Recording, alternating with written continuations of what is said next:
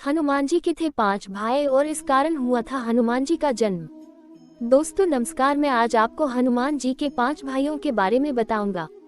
पुराणों में हनुमान जी के बारे में एक बेहद गूढ़ जानकारी मिलती है।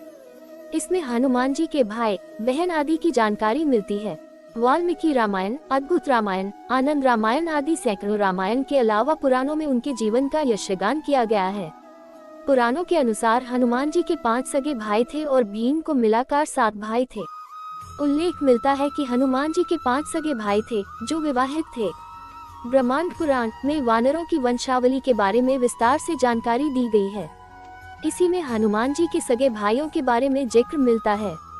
अपने भाइयों के बीच हनुमान जी सबसे बड़े थे। उनके अन्य भाइयों के नाम है मतिमान, श्रुतिमान, केतुमान, गतिमान, धृतिमान। उनके अन्य सभी भाई विवाहित थे और सभी संतान से युक्त थे। इस तरह हुआ हनुमान जी का जन्म। ब्रह्मांड पुराण में लिखा है कि केसरी ने कुंज की पुत्री अंजना को पत्नी के रूप में स्वीकार किया। अंजना रूपवती थी। इन्हीं के गर्भ से प्राण स्वरूप वायु के अंश से हनुमान का जन्म हुआ। इसी प्रसंग में हनुमान के अन्य भाइयों के बारे में बताया गया है। महावीर हनुमान को भगवान शिव का 11वां रुद्र अवतार कहा जाता है और वे प्रभु श्री राम के अनन्य भक्त हैं। हनुमान जी ने वानर जाति में जन्म लिया। उनकी माता का नाम अंजना, अंजनी और उनके पिता वानरराज केसरी हैं। इसी कारण इन्हें आंजनाय और केसरी नंदन आदि नामों से पुकारा जाता है। वहीं दूसरी मान्यता के अनुसार हनुमान जी के जन्म के पीछे पवन देव का भी योगदान था। एक बार अयोध्या के राजा दशरथ अपनी पत्नियों के साथ पुत्रेष्टि हवन कर रहे थे। ये हवन पुत्र प्राप्ति के लिए किया जा रहा था। हवन समाप्ति के बाद गुरुदेव ने प्रसाद की खीर तीनों रानियों में थोड़ी थोड़ी बांट दी। खीर का एक भाग एक कौवा अपने साथ एक जगह ले गया जहां अंजनी मां तपस्या कर रही थी। ये सब भगवान शिव और वायुदेव की इच्छा अनुसार हो रहा था। तपस्या करती अंजना के हाथ में जब खीर आई तो उन्होंने उसे शिवजी का प्रसाद समझकर ग्रहण कर लिया। इसी प्रसाद की वजह से हनुमान का जन्म हुआ। सूर्य के वर से सुवर्ण के बने हुए सुमेरु में केसरी का राज्य था। उसकी अति सुंदरी अंजना नामक स्त्री थी। एक बार अंजना ने शुच स्नान करके सुंदर वस्त्राभूषण धारण किए।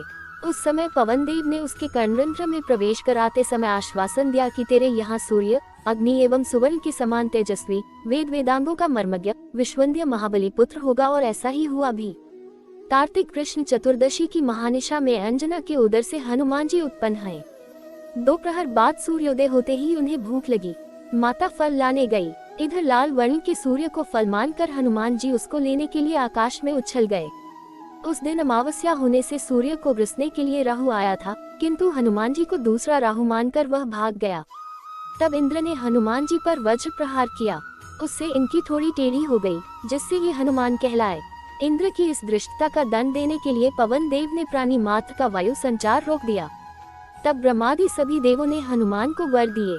ब्रह्मा जी ने अमृतायु का, इंद्र ने वज्र से हत न होने का, सूर्य ने अपने शतांश तेज से युक्त और संपूर्ण शास्त्रों के विशेषज्ञ होने का, वरुण ने पाश और जल से अभय रहने का, यम ने यमदन से अवध्य और पाश से नाश न होने का, कुबेर ने शत्रुमर्दिनी गदा से निःशंक रहने का, शंकर ने प्रमथ और अजेय योद्धाओं से जय प्राप्त करने का और विश्वकर्मा ने मय के बनाए हुए सभी प्रकार के दुर्बोध्य और असह्य अस्त्र शस्त्र तथा यंत्रादि से कुछ भी क्षति न होने का वर दिया।